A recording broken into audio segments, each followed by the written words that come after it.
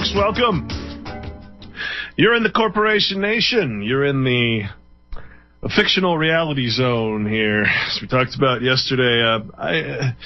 I'm your host, Clint Richardson, and with me today is a good friend, colleague, someone who's been on the same journey as me, trying to navigate our way through life, but also legal life, trying to figure out this whole corporate administrative court thing. So we're going to talk about the maxims of law and also talk about what Burt's been doing to literally help people out of this system. I wanted to tell you just how I met Burt, because it's kind of a funny story. I did my first movie, which was The Corporation Nation, and a little while after that, I got a call from Burt, and Burt said, "Wow, I just wanted to. This will show you how a kind of a bad thing can actually be turned into a good thing." And I guess it was fate. He said, "I watched your movie, and I figured out." I was day trading, and I figured out that I could go ahead and I watched your movie, and I saw what government was investing in. I saw that government was the main shareholder in all these, massive stock holdings in all these big corporations, and it's basically doing insider trading all the time. And I figured, hey, I could just do what government does and not have to spend all my time day trading. I just stick my money into what government's investing in, because obviously, if government's investing in something, it probably knows a little inside information." So Burt calls me, and he tells me this, how thankful he is. And I was like, well, that's not really the intent of the movie. I can see why that would be a side effect where other than good men would see it as an opportunity or an opportunistic venture to, basically commit usury in the same system as government. But Burt is a good man. Burt is an honest man. Burt has honor where most men don't seem to. And since that time, which was 2-3 years ago, we've been sort of collaborating together, teaching each other, helping each other understand the law and the legal code.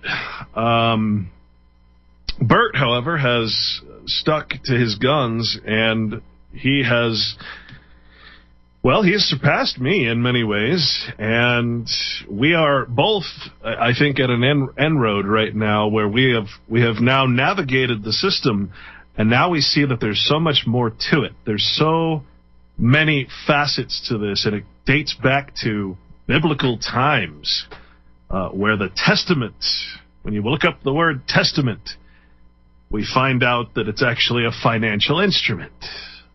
You have the Old Testament, and now you have the New Testament. Now these people are trying to create a third testament, which basically means the evidence of law. So, we're going to talk about that tomorrow. My guest will be Gary Long, and that'll be a very interesting discussion. Challenge your reality a little bit. So, anyway, Burt has become one of my most respected colleagues and friends, and I want to introduce him to you. Now, I know he's been on Deanna's show before, but let's get started, Burt. How are you doing?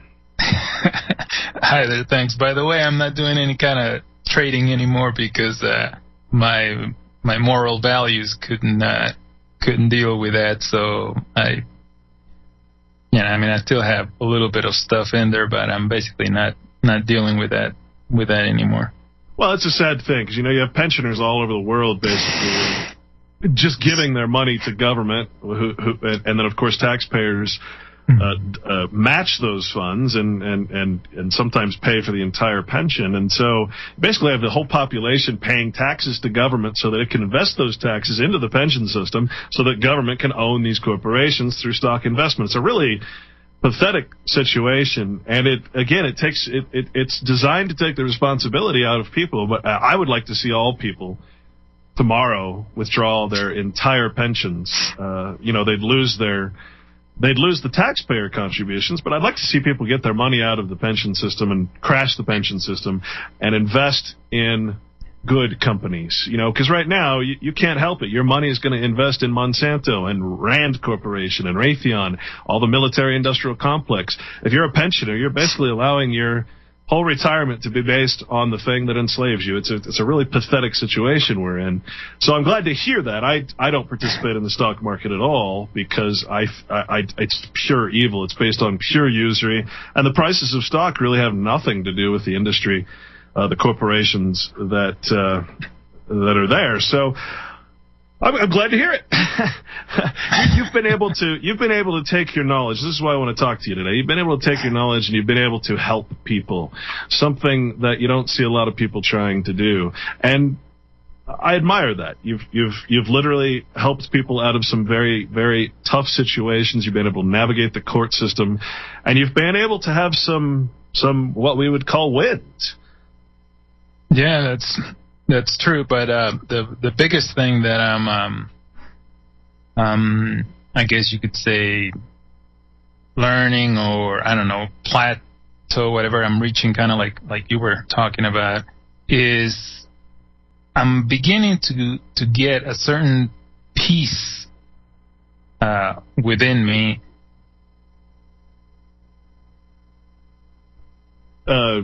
Like a personal peace, you mean?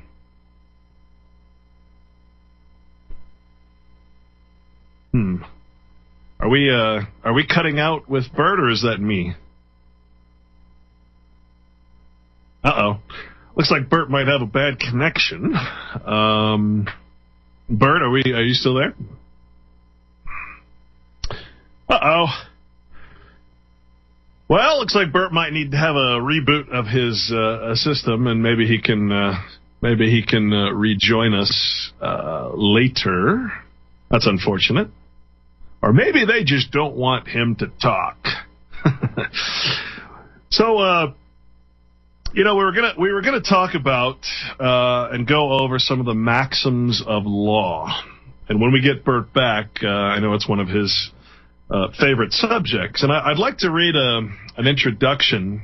This is from ecclesia.org, and please keep in mind that law is, whatever your opinion of religion is, whatever your opinion of the Bible is, whatever your opinion of Christianity is, one thing you cannot do is dismiss the Bible. The Bible is the basis of most law, if not all law.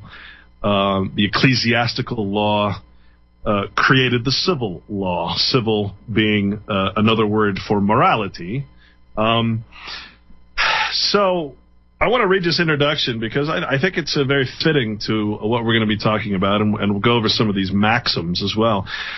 It says, when Jesus spoke the truth to his accusers, he would justify himself by quoting law. He would quote God's law, and after quoting God's law, which is the law of nature, by the way, you can look up law of nature in Bouvier's Law Dictionary online or several of the others.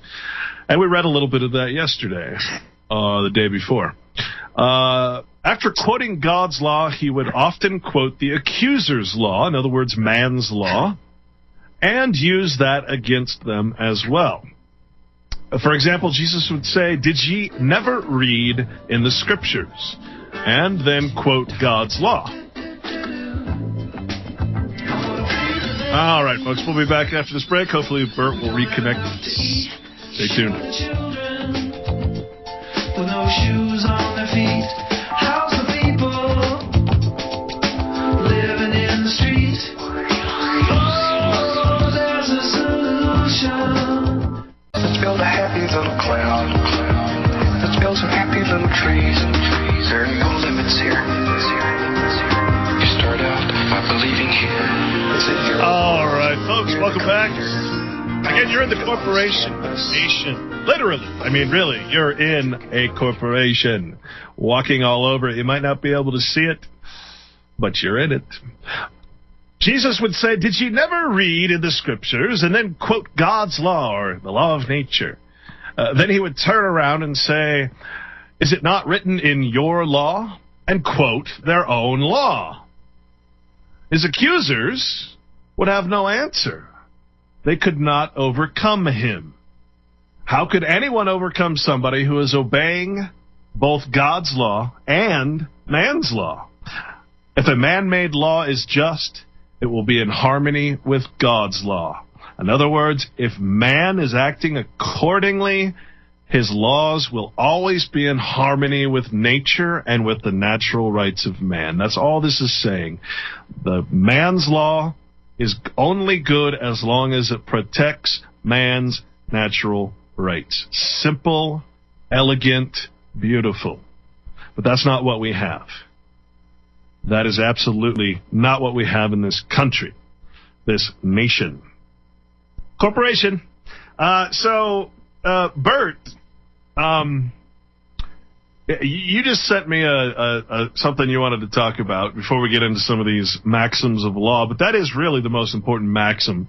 There's two very specific ones. One is that man's law should protect God's law or the law of nature. But the second one, which I really want you to talk about, is there's a maxim in there, and I can't think of what it is right now, but it's basically about contracts, how contracts should be honored. And that's how we really got into this whole mess in the first place. It's like making a treaty and just dismissing all of nature. So you sent me a thing you wrote up about racketeering. Why don't you tell people what racketeering actually is? Well, let's look at some of the basic definitions of racketeering. First of all, a racket is something that's defined as engaging in an operation to make money illegitimately, implying continuity of behavior. So it's a system where you are making money unlawfully, and it continues perpetually. So okay. We're talking the Federal Reserve, we're talking most forms of taxation, the income tax, we're talking about usury, we're talking about all of these things, really, which are now basically laws in government. They're almost requirements in government. Yeah, which is basically what pretty much any agency of the municipality, state, or federal government engage in, and they've been engaging in it for years. So if they're making money illegitimately, that constitutes a racket.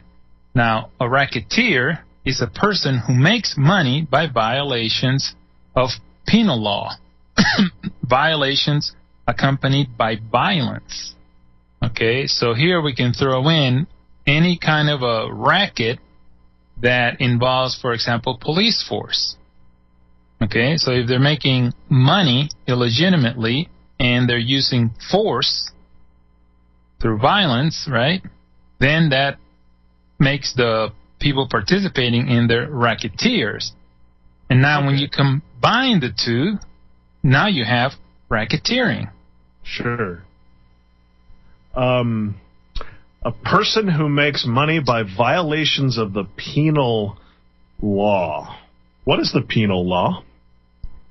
Well, the penal law, of course, is going to be the laws of the state that they have in their statutes, which is, there's all kind of different definitions of it, but it's basically the laws of the state, the statutes, the codes. So it is private corporate law. It is administrative law. It is an administration of the trust that we call the faith and credit of the United States, essentially. Yes, but then if we look at it from what you just finished reading a minute ago, it's obviously a wrong thing to do. It's against God's law to commit racketeering. Okay? Now, the word illegitimate can also be replaced with the word de facto, which is, in fact, what our government is, correct? Yes, it's all corporation, like you said earlier, and that's what people don't realize, that the very concept of this country, of this nation, was based on corporations. The colonies originally were little independent corporations, and together they made the United States of America, which was just a corporation of corporations. So we're all under corporations, and if you look at it in a more simplistic point of view, every time two or more people get involved to do anything, it's in fact some form of corporation. You're cooperating to do something for the benefit of the two. And then if you have 3 or 4 million, then there you go. Well, the word corporation almost sounds like the word conspiracy. just a plan between two or more people. So if you have a conspiracy, a plan, then you need to incorporate that plan. Yeah, and the part that is always missing when people talk about corporations is that if 2 or more people unite or to cooperate to do something, it's obviously for the benefit of all of them. That's why they're incorporating, so that it will benefit everybody. Well, and this is why I like to tell people, especially there's a lot of Texas listeners, and this is a Texas station. One of the maxims of law, well, actually, I should say it's one of the teachings of Christ, actually, is not to put your faith in men. Never put your faith in men. And so we have this Congress that works together and conspires. We have all the governors, again, that meet in Washington, D.C. through their private associations. And yet we seem to want to put faith in this one man named Ron Paul, who is, by the way, I think the congressman with the most family members employed in his service, so he's the most nepotistic. And we put our faith in a man, and we forget that he's part of the conspiracy. He's part of the corporation. We forget that he's a corporation's soul, that his office will be passed, his corporation will be passed. We forget all these things, and we want to put faith in the man, but it's not really even a man. That is Ron Paul. Ron Paul's a corporation. You can find he's also he's the office of Ron Paul, I think it is, and he's also traded as the United States Congress, or the United States Congress also traded as Ron Paul. When we look up his corporation, I mean that's what we're dealing with here. We're not dealing with real men, because those men would have to have honor. They instead enter into a corporation. They become employees, citizens, persons, and suddenly they have limited liability. They no longer have to have honor, and they participate. Every single one of them participate in what we're talking about. They have a racket. They are racketeers, and they're racketeering together. So what is racketeering, Bert? Well, so according to the definition here, it says an organized conspiracy to commit the crimes of extortion or coercion, or attempts to commit extortion or coercion. And then it says, from the standpoint of extortion, it is the obtaining of money or property. And remember, people, that property is your right to be free. Your inherent right to be free. That's also property. That's your most important property. Okay, so money or property from another with his consent. So you could actually have his consent and it will still be racketeering, induced by the wrongful use of force or fear. So if you obtain his consent through wrongful use of force and you made money off of it, that's racketeering. And let's also remember that the word violence does not necessarily mean beating the heads of people. Violence can be putting a lien on your property and then attaching it to your property tax and eminent domain in your home. That's violent. That's extortion. That's exaction. We will be right back with Freeman Burt from Colorado. Stay tuned.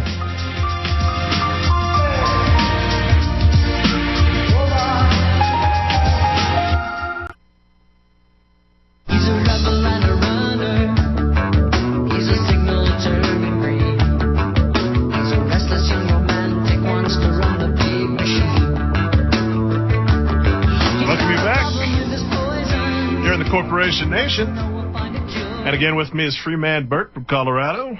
I'd like to just give you an example of what government considers violence. And this is actually a reference to labor unions, but this is the stuff that government considers violent.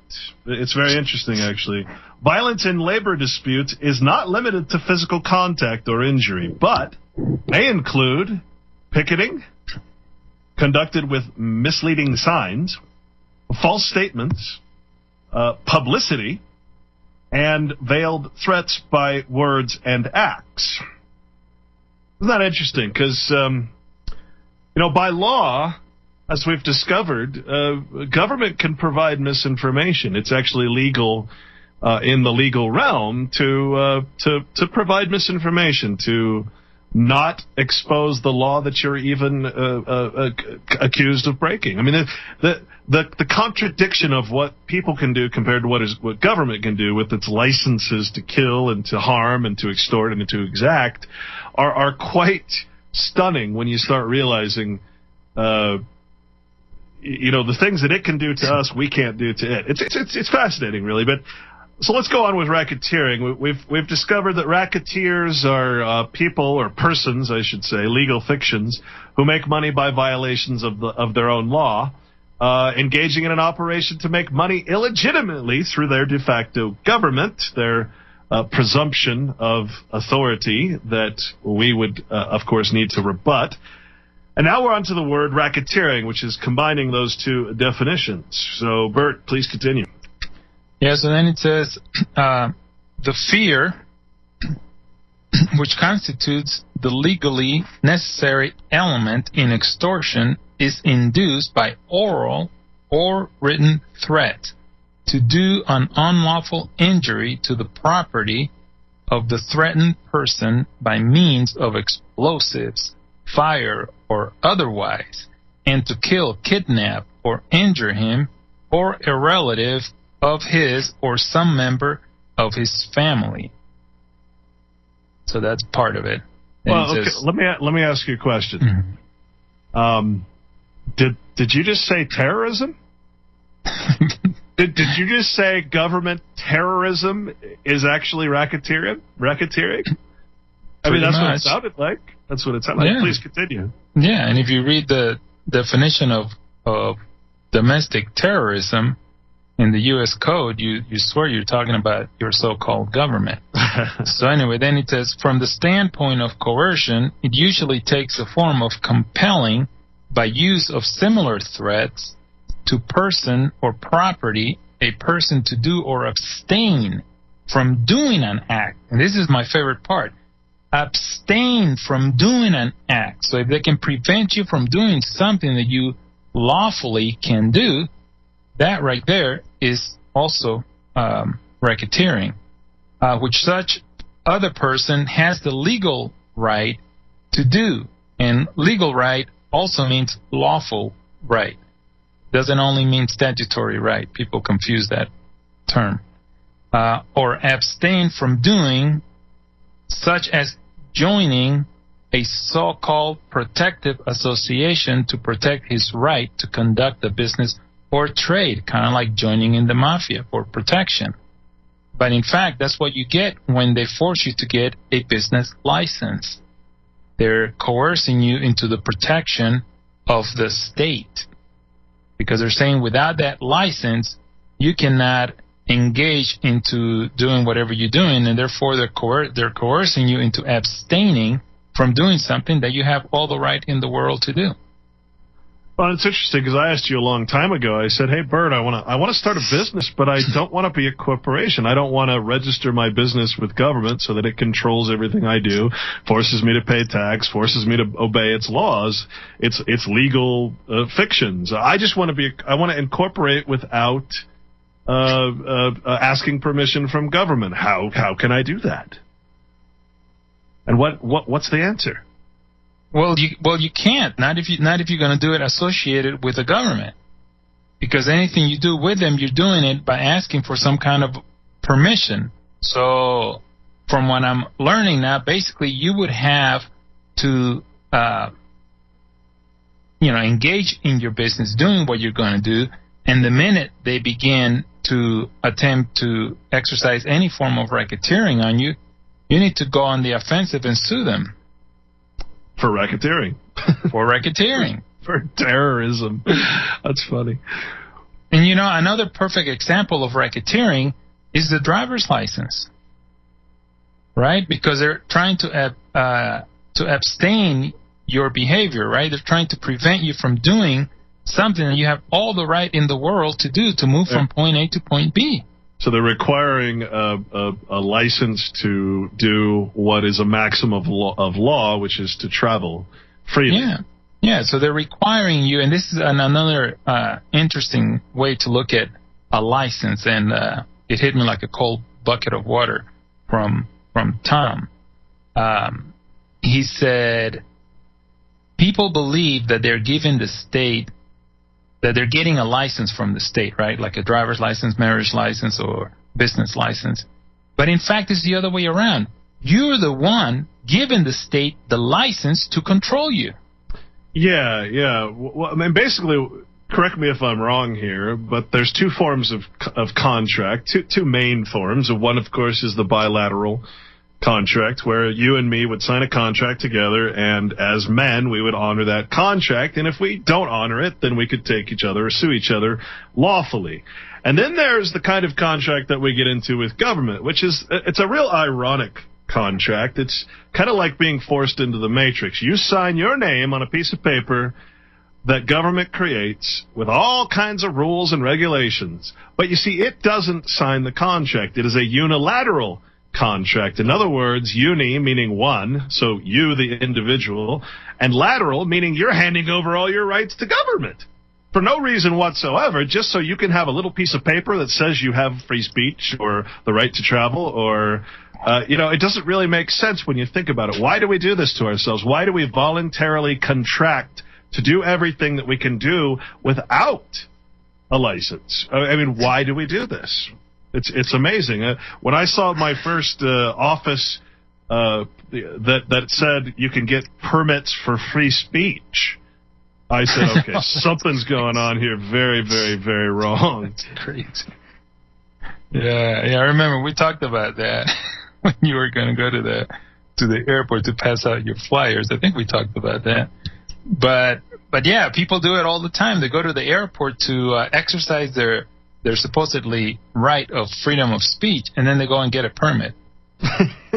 So, again, a unilateral, one individual handing over their rights in exchange for government-granted privileges. Does that really make sense? I mean, because really, like, when I was at the airport, they couldn't do anything to me because I hadn't got a permit. They couldn't tell me what to do, and that video is on my website, actually, all the way at the bottom, thecorporationnation.com. You really should watch it, because it was the National Opt-Out Day, and I'm like, so, wait a minute, you want me to get a permit for free speech, but if I don't get the permit, then you have no power over me. So you want me to get the permit so that I hand over unilaterally all my rights so that you can dictate what my new political rights are? I don't think so, buddy. Yeah, and see, here's the thing. It's like going back to the using the driver's license as an example, because this is a hot topic for everybody, right? And people that want to stand free, they want to use the driver's license as a way of exposing their freedom.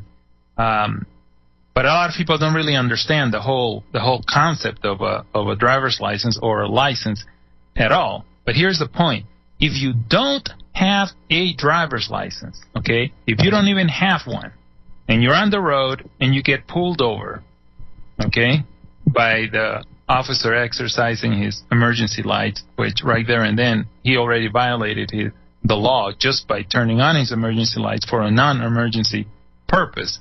So anyway, he comes over to you and he starts asking you for a driver's license. You say, I'm sorry, I don't have one to give you. And then he said, well, I'm going to have to arrest you because you're driving without a driver's license. Well, from that point, if you keep your mouth closed and don't say a single word, and he takes you to jail and, you go through the whole 9 yards, the burden of proof is on who? It's not on you. It's on them. And we always forget who has the burden of proof. That those people who arrested you, who are obviously exercising some form of racketeering because they're preventing you from making use of the highway, and they're actually acting like highwaymen, okay? Look up the definition of a highwayman. It's not a state patrol, okay? And when they take you through their system, they have to prove, not you. Right. And this is where the presumption comes in. So, all right, we're going to be back yet again. You're in the Corporation Nation. Stay tuned. Reality.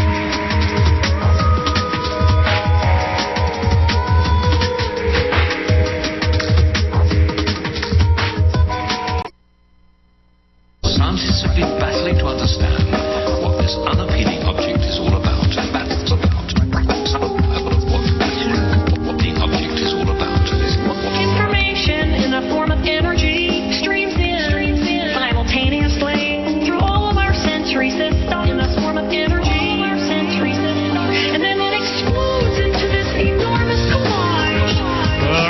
welcome back. On the break.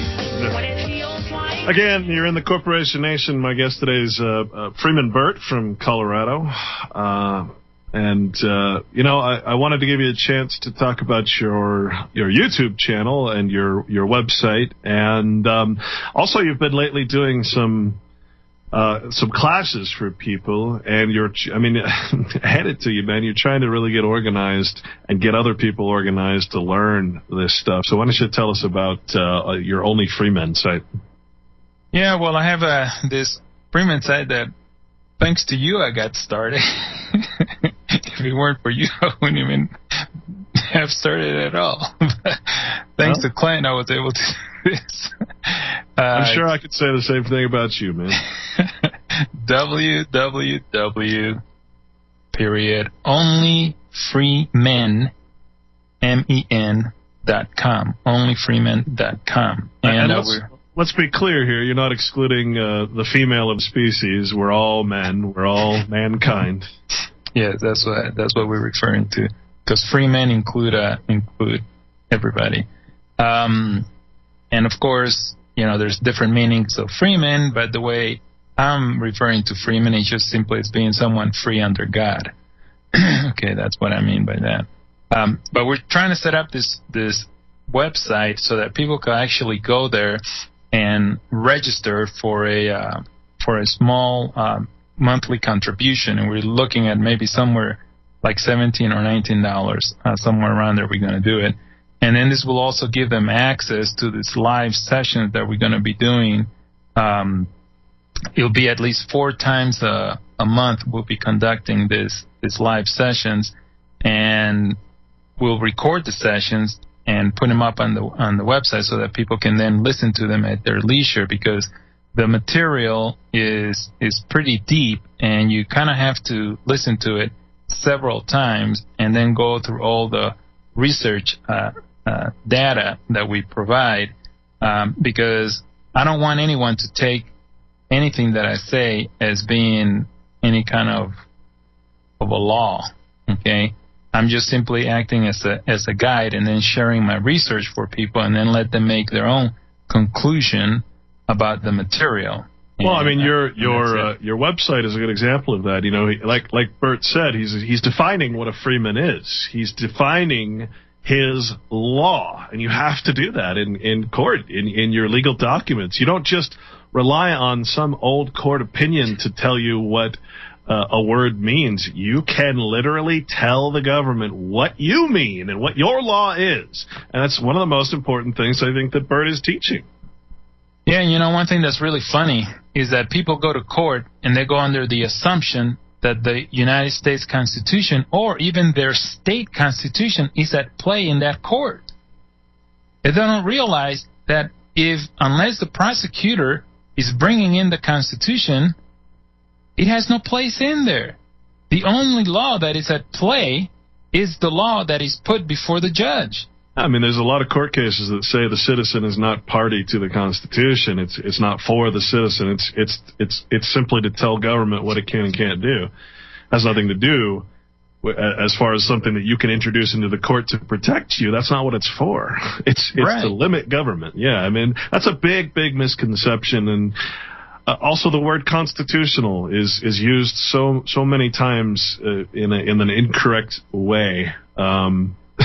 I mean, it would be like saying something is either Walmart tentacle or not. I mean, it's just a corporate charter. That's all it is. Yes, and actually, that's a good point to bring up, because most constitutional challenges will fall flat on their face, because most constitutional challenges have no merit, because almost anything that the so-called government does is in fact constitutional, 100% constitutional. The question is the application constitutional? That's the question. And that's a question that is almost all the time left out. Yeah. Well, and let's not forget, I mean, we often make the mistake of saying that the Constitution created something or did something, but in fact, all the Constitution really does is create what you might call I don't know, a precedent or an idea, a maxim even of man's law that says we should not have, say, slavery anymore. It doesn't mean that it ended slavery. It just means that it created the function in which legislation can now end slavery. See, the Constitution, it's just a corporate charter. You go to any corporation, they're going to have their Constitution or their corporate charter, and then they're going to have all their bylaws and everything that forms all the things that are in the Constitution. Okay, they're going to have to do their elections, okay? The Constitution didn't create George Washington, it created an office. The office was then fulfilled through legislation and through the acts of legislation and through the point is, like you say, everything is basically constitutional. It's a myth, it's a fallacy. What part of that I'm really interested in now is I've been hearing this argument lately that there's no such thing as well, I won't say no such thing, but sheriffs aren't you can't have a constitutional sheriff. For instance, Connecticut doesn't have sheriffs. Alaska doesn't really have sheriffs. There's no such thing as a constitutional sheriff. The concept of that is, again, sort of a fallacy that we all want to believe in so bad, because, again, we all want to believe we still live in 1776 or whatever. We got to realize that this word that we're using doesn't mean anything. It's so hard to explain, too, you know? Well, I wouldn't go to that full extent that it doesn't mean anything, because it means a lot of things to different people. And that's where I take my approach. My approach is that whether right or wrong, most people believe that this country is operated by the fact that they honor some of these principles that are in this supposed Constitution. So if we use that as part of the game, then we will come to find out that these people in court are very hesitant about saying, no, you're wrong. Because that's going to cause a lot of people to get upset. So whether it's true or not, it's a tool that plays into the game. Well, you know, we talked with Jan Irvin on Tuesday, and we basically covered the fallacies. And if you can point out the fallacy of the application of law, you've really, I mean, if you point out the contradiction, this racketeering definition is fantastic, by the way. It basically describes the full corporate function of government. I mean, it's really quite comprehensive with just about every aspect of government, actually. Racketeering, I mean, who'd have thought? So, I don't know. onlyfreemen.com. I would like to actually, you know, I don't want to invite myself, but I would actually like to turn that into a realistic, you know, they have this thing called prepaid legal services, which, you know, I'm not going to offer my opinion on, but it's legal services, like with attorneys and all that. I would like to see you start something similar to that, where someone can call and say, my gosh, I just got railroaded. I just got a massive racketeering happened to me. What do I do? And you can call and actually talk to someone, or at least send an email and get an answer. Not legal advice, just, hey, here's what you need to help yourself.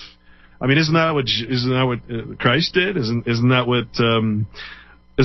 the whole purpose, was to not give someone a fish, but to teach them how to fish? Exactly. Right, so we're trying to see how we can make this thing available to as many people as possible, because there's a lot of people out there that have a good heart. You know, what's fun is that many people in this movement have their heart in the right place. Yes. And I would never say that I have the correct answer and that someone else has the wrong answer, but we're all trying different things, and we're all approaching, basically, we're all headed toward the same light, but we all don't follow the same path. And the one thing that I'm definitely trying to avoid is trying to make this like an ego thing, because if I am wrong about something, I want to be the first one to know.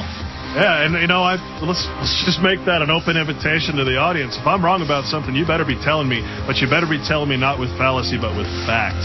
prove your claim. That's all I ask. I'll be wrong, and I'll be very happy to admit it. In fact, I'll be glad to be wrong about some of the stuff I've learned.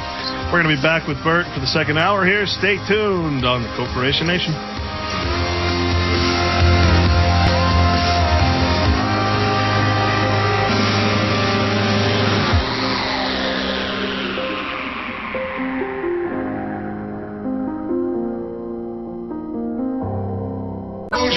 Don't give yourselves to brutes, men who despise you, enslave you, tell you what to do, what to think, and what to feel, who drill you, diet you, treat you like cattle. Don't give yourselves to these unnatural men with machine minds and machine hearts. You are not machines, you are men. You, the people, have the power to make this life free and beautiful. Let us use that power to make this life a wonderful adventure. Let us all unite. Let us fight for a new world to do away with greed. A world where science and progress will lead to all men's happiness. Do not despair.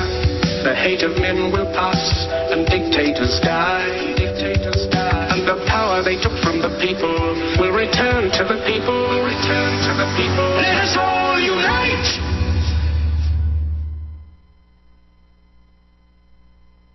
That we live in a corporation nation. You're on the Corporation Nation, or in it, with Clint Richardson. I'm your host, and today, Freeman Burt from Colorado is with me. I wanted to reread this to you because I just find this.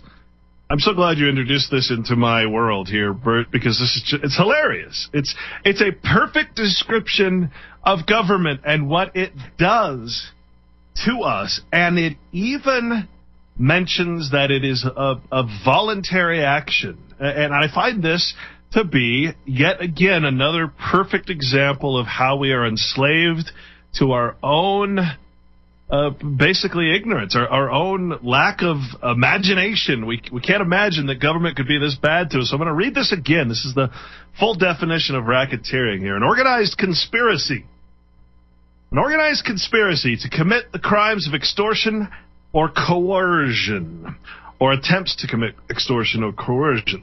From the standpoint of extortion, it is the obtaining of money or property from another with his consent. In other words, voluntarily, even if we don't understand that we're giving our consent, it's given anyway.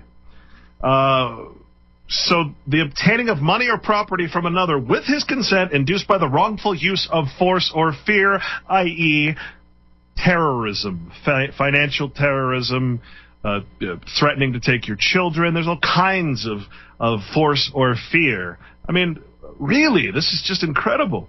The fear which constitutes, there you go, the word constitution again, used in its proper form, the fear which constitutes the legally necessary element in extortion is induced by oral or written threats to do an unlawful injury to the property of the threatened person by means of explosives, fire, or otherwise, which basically covers everything, and to kill, kidnap, think CPS, or injure him, or a relative of his, think your child, or some member of his family, again. So, from the standpoint of coercion, it usually takes the form of compelling by use of similar threats to person or property a person to do or abstain from doing an act which such other person has the legal right to do or abstain from doing. Here we're talking about the status of some persons over others. Wait a minute, thought we were all equal. Such as joining a so-called protective association to protect his right to conduct a business or trade. And please keep in mind that when we're reading these definitions, I assume this one's from Black's Law, although it's not documented. It is basically coming from the opinions of past cases, precedents set, that sort of thing, public law, da-da-da-da-da. This one appears to be a Supreme Court from United States versus McGlone. I don't see a year there, but is that Black's Law, by the way? Yeah, it's from Black's Law. So this is a D.C. case, District of Columbia case. So, I mean, let's just use our imagination here. and let's imagine what could possibly be considered racketeering. The first thing you said was a driver's license, right? How about Social Security? You're forced to pay into a pension scheme, right? That's socialized racketeering, correct? Yeah, I mean, an example would be like you want to open up a bank account, and they say, we can't give you a bank account because you don't have a Social Security number. So it's not only the forcing of you to do something, it's the denial. It's the negative. Yeah, it's an interesting look at it too. Yeah, so it's a form of racketeering because they're trying to get you to enter the office, a federal office, in order for them to be able to recognize you. That's really what it means. They say, we can't open an account for you because you don't have a Social Security number, which means we can't recognize you. We cannot see you unless you dress up like a federal agent. Then we can do business with you, which means that it's nothing but pure discrimination because they will not treat you as a free citizen within your own state, which is, what supposedly existed at the time of the Articles of Confederation, before the federal government was created. So you cannot be recognized as just simply a citizen of your particular state. They will only recognize you as a citizen of the federal government. So it's a denial. Legal fiction. Yeah, I mean, it's all legal fiction, but they'll only recognize you in the legal fiction of being one of the federal government. They will not recognize you as being one of the state that you're in. But yet, this bank is there doing business in your state, and they're refusing to recognize you. Well, and it's again the misconception that we all have, and I think what I'm starting to realize is one of the biggest obstacles that we have to becoming ourselves again, to being free, is the state of what's referred to as commerce, the commercial code, basically. And one of the big problems with that is that the government has created not only a monopoly on the system of trade, which is the dollar, but also it has created laws against any other form of system of trade, which is, again, racketeering. It's forcing the use of only one currency so that no other currencies can, compete, basically. And I've certainly met, I met the guy, I forgot his name, but he's the one that was making silver coins that went to jail for making silver coins. He did a speech here in Utah. So, I mean, printing silver is apparently a crime because it is competition against the racketeering and the racketeers of government. Come on, folks. So, one of our problems is how do we escape a system, especially one that is literally using what I now consider the biblical, take it for what it's worth, the biblical mark of the beast, to make sure that you cannot work, you cannot get services, you cannot get anything, you cannot do anything without the mark, be it the Social Security number, the biometric ID, the implants, whatever it's going to be. I mean, it's here, it's now. There's a section in U.S. Code, I believe it's Title 42, I'm not sure, but it's a Title 666, folks. Title 666. I suggest that one of these days you spend a little time and you read that, because it has to do with your children. It has to do with not being able to get a job without a Social Security number. It has to do with forms of racketeering that force you into accepting the racket. Yeah, and going back to the Social Security thing that you were saying, because I get a lot of people calling me and asking me questions about, well, but how am I going to get a job? I work for a corporation, blah blah blah, and they won't hire me if I don't have a Social Security number. Well, the truth is, you don't need a Social Security to engage in a private agreement, which is trading your labor for some form of compensation. The very Constitution says that it protects the right of contracts. Okay. So if that is understood to mean anyone's right of contract, then that would include you, and that is an inherent right in the Bible as well. So it's a God-given right that you have to enter into any contract that you want to enter into.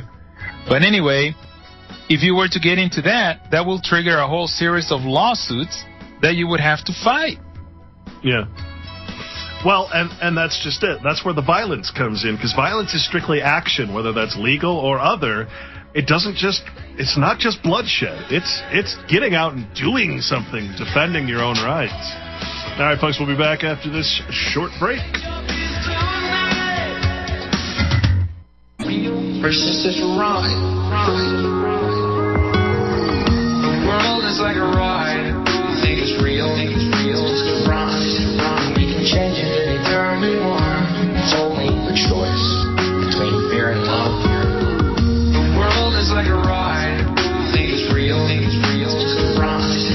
We can change it anytime we want. It's only a choice between fear and love. Life goes up and down, round and round. It has thrills and chills, and it's very brightly colored.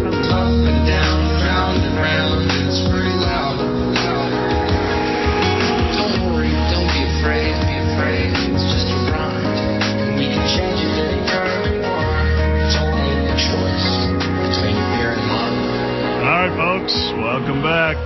Why are we? Thanks again for joining me today on this 4th edition of the Corporation Nation Radio. Hope to be with you a long time coming.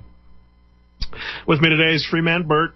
I know a lot of people probably out there are probably dying to talk to you, Burt, because not a lot of people out there doing what you're doing, which is, again, to help people. I mean, to the point of attempting to make a living off of this, but still somehow being selfless in your attempts to help people, because it's tough. It's really tough. I'm in the same boat, so I commend you, and we'll take some calls here as soon as they start coming in.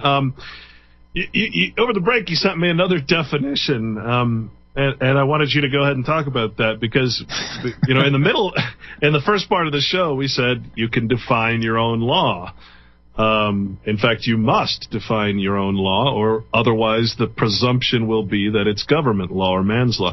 So tell us what the definition of definition is. Well, and the reason that this is very important is because in order to understand the definitions, for example, as you're reading through statutes or codes, is you have to know what the definition of a definition is. Otherwise, it would make no sense to you. So definition is an enumeration of the principal ideas of which a compound idea is formed, to ascertain and explain its nature and character, or it is that which denotes and points out the substance of a thing to us. And this is from Bovier's 1856. A definition ought to contain every idea which belongs to the thing defined and excludes all others. See, that's the most important part of a definition, is that a definition is actually an exclusion. Because if you were to define a cow as being all four-legged mammals, well, that's a terrible definition. So you have to be so specific about the definition of the cow that it excludes horses, cats, dogs, and everything else. So he goes on to say, a definition should be, first, universal. That is, such that it will apply equally to all individuals of the same kind. Proper, that is, such that it will not apply to other individuals of any other kind. Clear, that is, without any equivocal. I can never pronounce equivocal. I can never pronounce that. Vague or unknown word. Short, that is, without any useless words. Boy, the Congress they love useless words. Or any foreign to the idea intended to be defined. And I mean, it goes on. And then Black's Law says, hold on, let me just finish this one. to explain or state the exact meaning of words and phrases, to state explicitly, to limit, there's the important part, to limit, to determine essential qualities of, to determine the precise signification of, to settle, to establish or prescribe authoritatively, to make clear. If the definition is not clear, it's useless. I see above it also says, all ideas are not susceptible of definitions, and many words cannot be defined. That's true. This inability is frequently supplied in a considerable degree by descriptions. So we have definitions and descriptions. You know, only the Law Society, only the attorneys could come up with this stuff. I'm sorry. It has to be said. But it also has to be said that this proves a point that you mentioned to me a long time ago. Okay, forget all these gurus, forget all these people who write these long, drawn-out things and then want to sell you these long, papers. You don't have to do that. A definition should be very simple and to the point without foreign words. It should be very clear. Therefore, a definition can be 5 words. It doesn't have to be 5 pages. No, it just has to be usable. Right. So when you're utilizing what Burt is teaching, when you're utilizing language, it should be very simple. You don't need to include all kinds of crazy stuff in there. You don't need all this stuff that, like I said, these gurus who want to sell you a product. You don't need that. You just need the very, very basics. And the more you put in your demand letters, the more you put in your cases, the more chance you're going to screw up and get yourself in trouble. That's true. Simplicity is powerful. So powerful, and that's, again, nature is certainly not simple in its effect and form and structure, but it's so obvious, especially when you understand the mathematical quality of it. It's just such a beautiful thing. It doesn't need man's definition. It just is. And that's the beautiful thing about natural law, too. It's very simple to understand, and it's very simple to understand how government totally destroys the law of nature.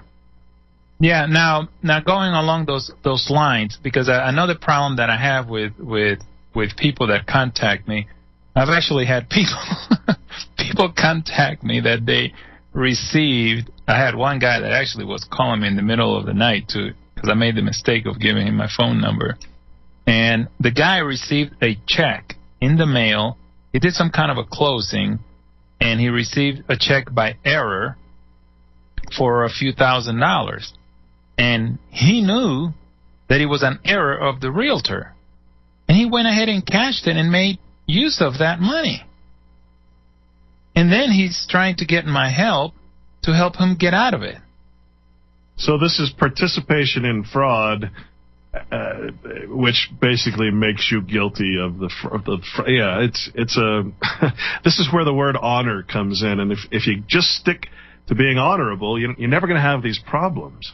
And I know you get a lot of people call you that have all kinds of issues because they're already in the problem. They're already part of the problem, and so the solution, which is the end of contract, is difficult because a lot of times. For instance, you explained like the second mortgage. If you take a second mortgage on your house, you're participating in a known fraud. You're getting money from the equity of your home, so you're not going to be able to just say, well, no, bank, you didn't really loan me any of your money. You've participated. You've knowingly and consciously done so. So that's not something that you can help people with necessarily, right? Right. I mean, you have to begin from a point of honor, and what a lot of people that try to go down this supposed line of being free and I don't know, whatever people call it, different things. What they really mean is, hey, I want to be responsible. Hey, I want to be a free man, and I have to worry about responsibility. Yeah, and the best definition of being free is being free of debt. A debt is not just monetary. A debt can be many different things, but monetary debt is, of course, the tool of choice with government. Yes, and the part that is crucial for people to understand is that with freedom comes huge liabilities. Huge liabilities. Not duties, forced contractual obligations. That's the difference. One is honorable, one is contractual. All right, guys, we'll be right back and take some calls. Anyone who wants to talk to Burt, call in now.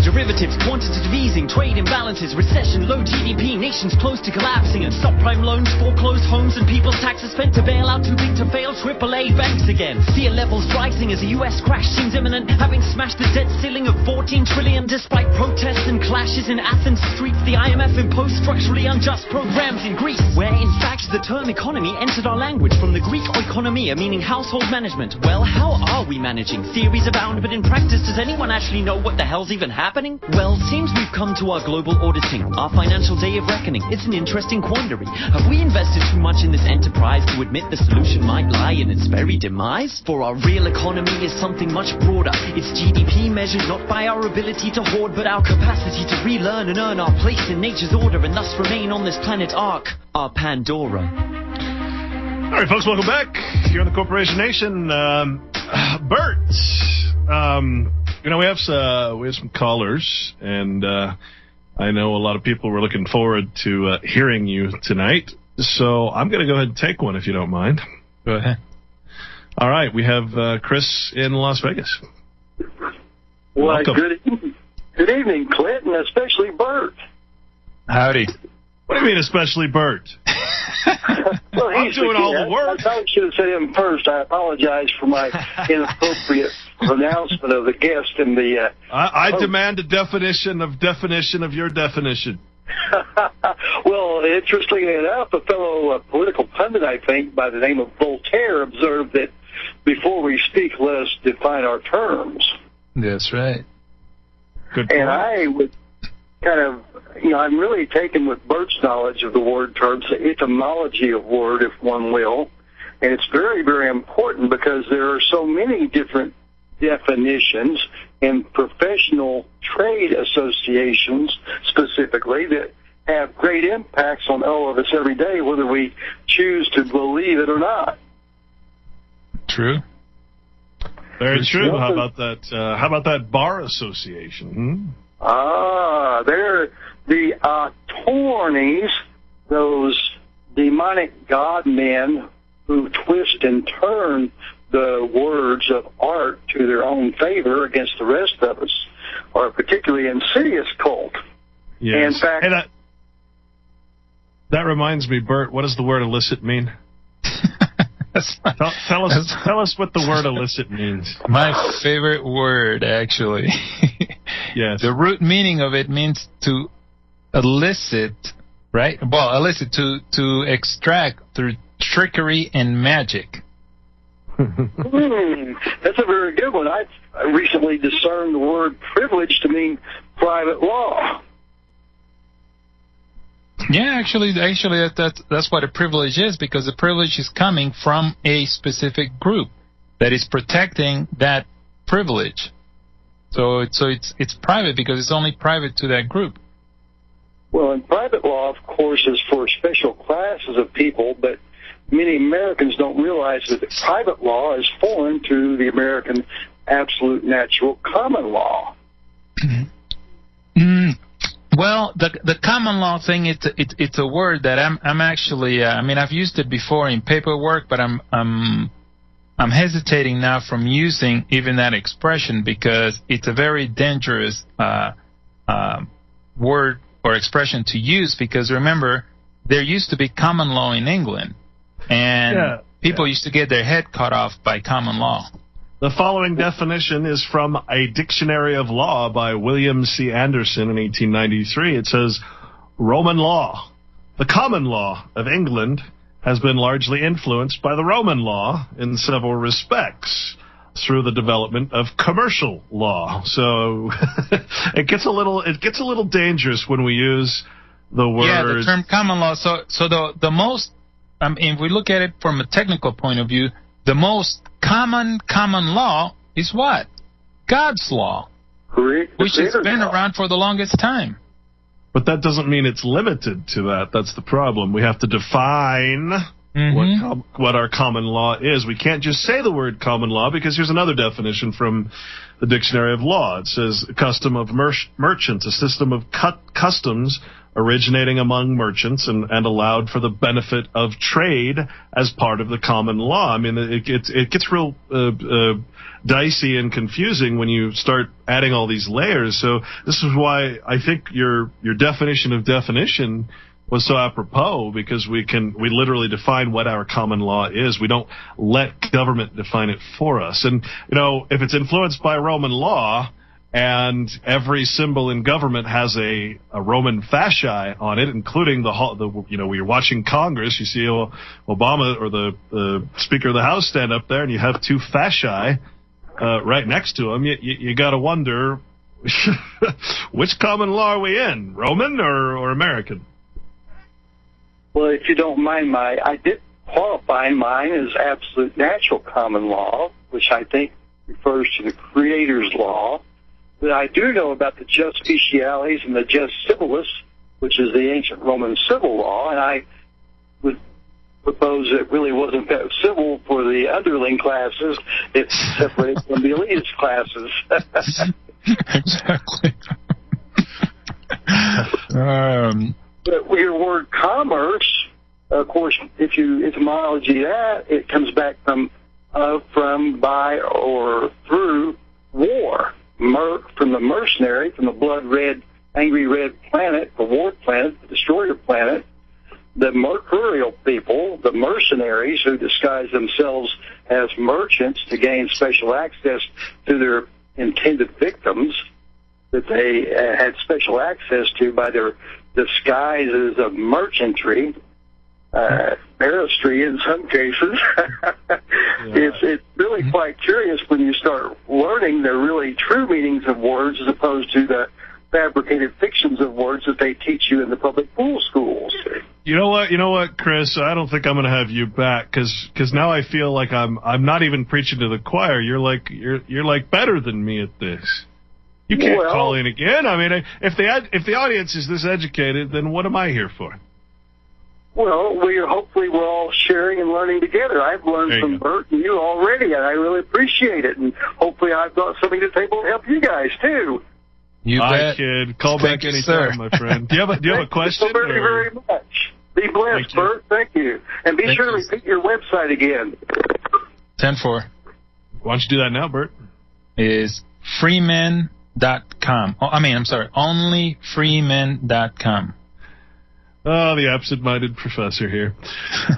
We never got into the maxims of law, and I don't think we have time to do that now. But I'm gonna have to come back, man. That's a deep subject. You're gonna have to be a regular because you've already got fans here, obviously. I'm taking my usual, so I'm regular. I don't want to use the word fans. No fans here. Just a group of like-minded individuals. Let's take Richard in Washington while we're at it. Richard, you there? Yeah. Yep. Great call, or great show. And I'm glad you finally got your own show. I'm the guy that was, quote unquote, not allowed to talk to you on Deanna's show. And my question kind of ties to the last caller. I'm assuming you know the 40 outrageous facts that most Americans don't know or most men don't know. I assume you've looked over those. And in the quotes of those ones, 8 and 9, there are no judicial courts in America, and there has not been since 1789. There have not been judges in America since 1789. There have just been administrators, and that ties in with number 30. Military dictator George Washington divided the states into districts. Mm-hmm. So, in my whole attack at how we can deal with the situation that we're presently in, I find there are no courts who actually deal with any of the issues that we would want to bring up. All you can deal with is a debt situation, monetary situation, contract situation. In other words, there's no court for grievances, is what you're saying. There you go. There's no court for the law. You guys were just talking about the law. What court do you take to establish the law or get it implemented? Actually, there is a court. I mean, in every state you have what is known as the court of record, court of general jurisdiction, and there's only one in every state. And that's the third court from the top. And general jurisdiction basically means that there is no limit, which is very important. You can bring in your law. Yeah, every other court has a limit. You can go to vaccine court, you can go to divorce court, you can go to family court, you can go to all these other different courts. But what is that court actually? It's not an appellate court, is it? I can't remember. Well, different states is different. They're called different. Yeah. Like in Colorado, it's called the district court. In some places, it's called the superior court. In others, it's called the circuit court. But they don't want you to access that court. And right now, I am in a battle, with a court clerk because they're trying to get me to pay a fee, which I don't mind paying a fee. But the paying the fee is, in fact, a trap to get you to buy into a commercial court, like you're talking about, so that you can then access an administrative court that deals only with statutory law. Government always wants to provide a service. If they're providing a service, then they can get you into private law, basically. And if you have to pay for it, you're obviously in commerce. Yeah. Hey, Richard, hold on the line. We're going to go on a break. Again, you're on the Corporation Nation, coming up with the last segment here, so stay tuned. We'll be back. To stop tyranny, then what you waiting for? We've already stripped you of your liberty, privacy, civil rights, and dignity. You want some more?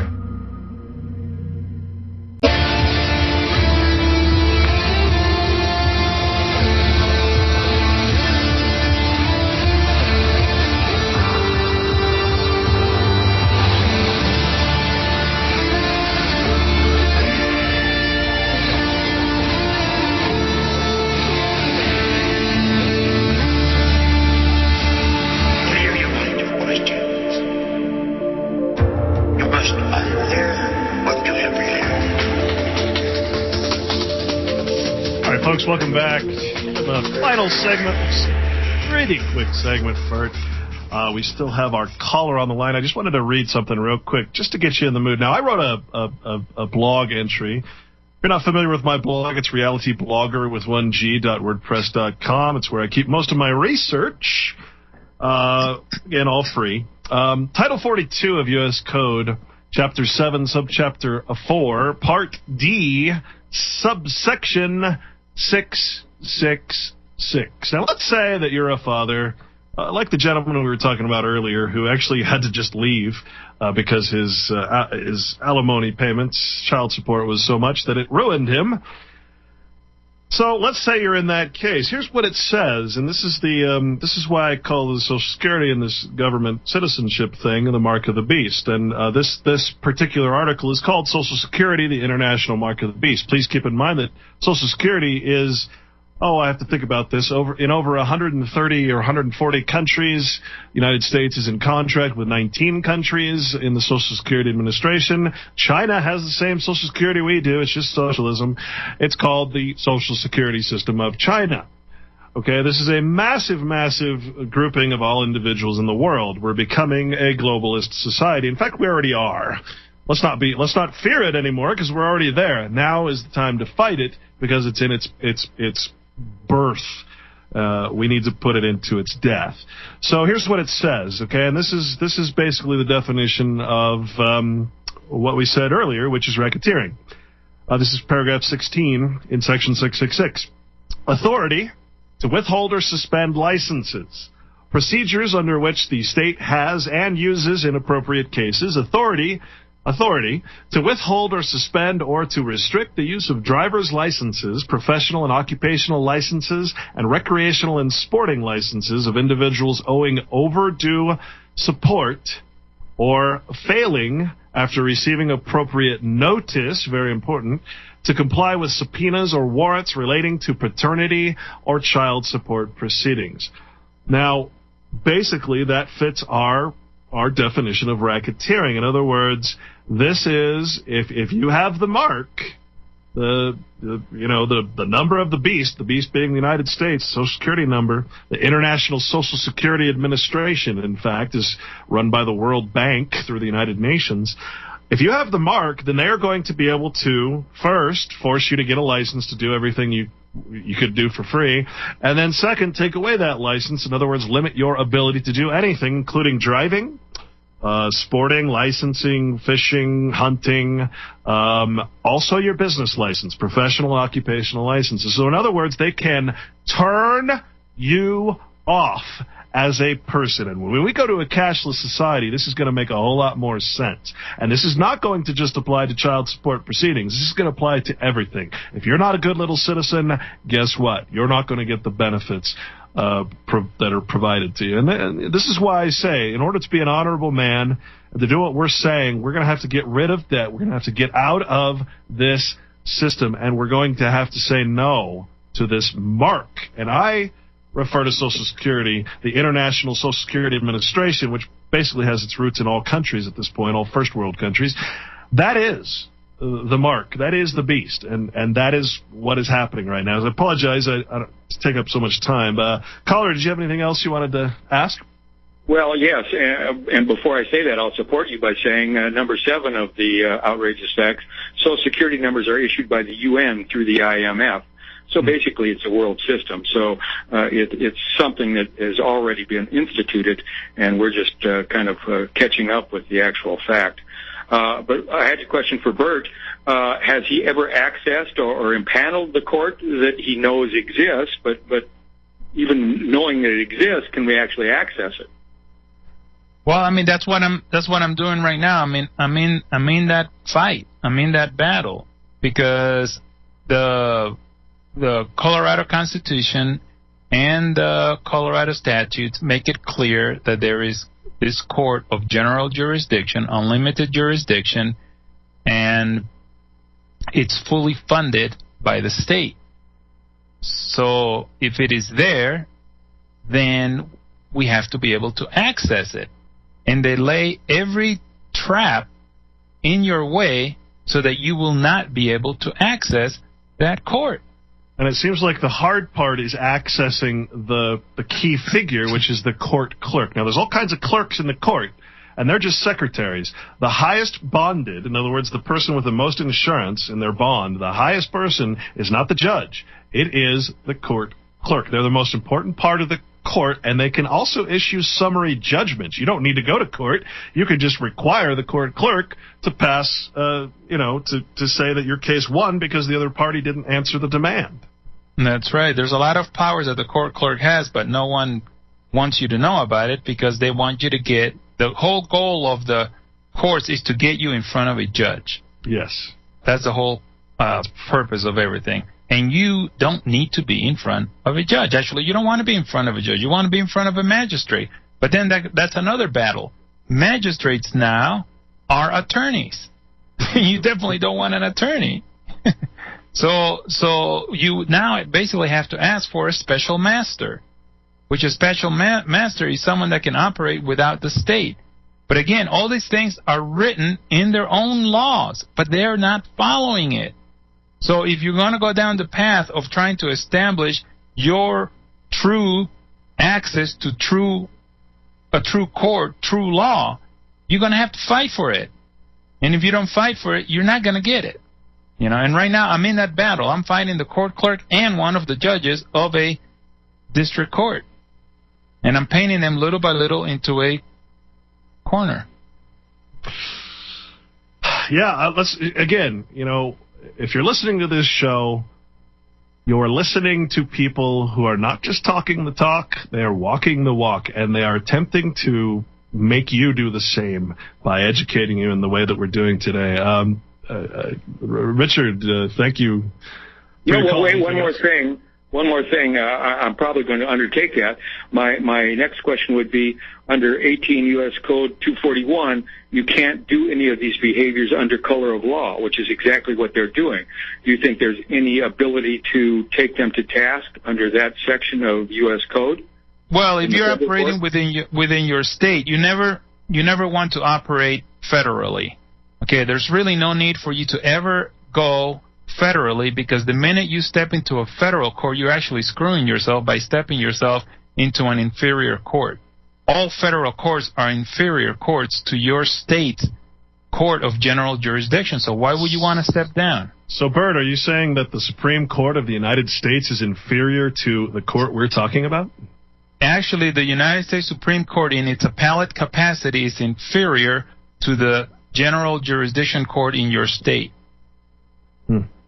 And the obvious things that should jump out to people's mind is you cannot have a trial by jury in the United States Supreme Court. Or at least, I mean, you can, but they won't give you access to that. And the moment you do not have access to a trial by jury, which is supposed to be a trial by the sovereigns, then you're in a limited jurisdiction court, which makes it an inferior court. And in support of that, number 18 of these outrageous facts, the most powerful court in America is not the United States Supreme Court, but the Supreme Court of Pennsylvania. I don't know why Pennsylvania was chosen, but I'm wondering if after Pennsylvania, each of the state superior courts then have more power than the federal court. Well, in that part, I don't know. I've done some research into that, and I'm not sure I buy that, because the Supreme Court in the quote unquote United States of America under the Articles of Confederation is supposed to be the court of the people. That's the Supreme Court. But by the things I quoted before, when Washington became the military dictator that he became, he changed everything into districts, which outlawed all the courts because there were no more states. Well, so that's not quite. I mean, that's just what they did federally. And if you look at the Congressional Act of pretty much any state, you will see that every state is actually created into a district like you're talking about. A judicial district. Yeah, a judicial district, but that's for federal purposes. Well, and that's my question. How do we initiate that state access? And you're fighting that, and I'm going to start fighting that too. That's the Court of General Jurisdiction, the Court of Record, definitely. All right, guys. Thank you so much, Burt, for joining us. Thank you for the call, Richard, and Chris from Las Vegas as well. Good calls. We will see you tomorrow. Join me tomorrow. We're going to have an interesting discussion on the true nature of the Bible. Take care. OnlyFreemen.com for Burt.